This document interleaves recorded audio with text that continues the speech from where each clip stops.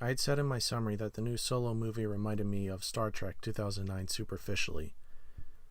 The opening car chase similar to Kirk stealing his uncle's car, the death of that creature into the maw, and almost the fall of the Falcon into it, felt similar to when the Narada and the Enterprise almost fell into the, quote, black hole, followed by the use of an explosion to escape.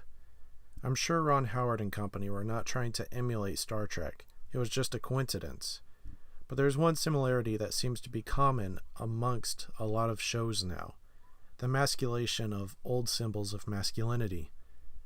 I'm not talking about Star Wars and Star Trek falling into an SJW frenzy. That is a talk for another time. No, I thought the men of Discovery were as competent as the show allowed anyone to be. But I'm talking about how Captain Kirk, Luke Skywalker, and Han Solo were turned into utter disgraces compared to the originals. Take, for example, 15 years ago.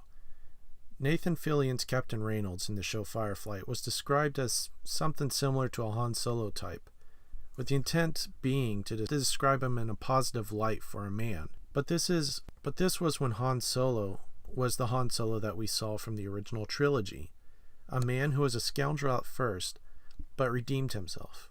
Compare that with the Han in the Solo movie, who doesn't win fights and has to get saved by a tiny 157 centimeter or 5 foot 2 inch in Imperial tall woman in the final boss fight.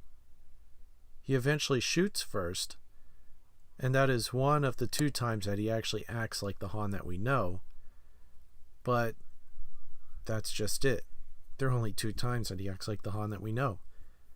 And there isn't even a good transition from a boy into our good old nerf herder, and it's kind of artificial when it does take place. Now with that being said, it was worse for our Captain Kirk, and actually even Luke, but since I'm supposed to do a Star Trek channel, I will focus on Kirk. 2009 saw the very definition of a man from the Star Trek universe reappear on our screen, and what does he do? He steals his uncle's car and throws it off of a cliff. He is uppity. He talks back and gets the piss beat out of him in a bar. Then he gets jettisoned into an ice planet for being right. Then he gets the piss beat out of him on the bridge by a Spock. Then he gets the piss beat out of him by a Romulan. I did like when he tried to offer to help Nero. That scene was funny. But he shouldn't have even been in charge of the ship at that point, nor kept the command after the movie was over. But it got worse after this movie, for the next one saw him park the Enterprise in the ocean, get stripped of command, die pretending to be Spock, and then get brought back to life after everyone else had solved the problem.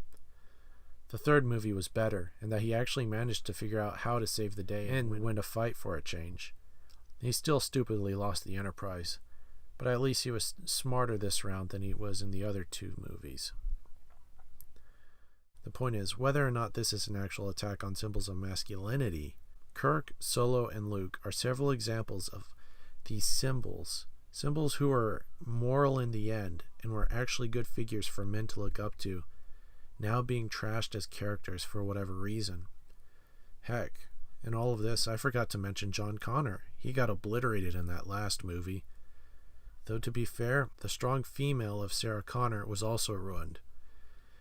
But if revisiting these characters is only going to lead to watering them down, then what's the point? I know on part of the studios it's to make money. But Han is just another example of how modern takes on old icons seem to want to really just twist them into something that they are not.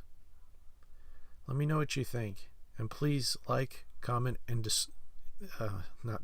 subscribe if you agree with me.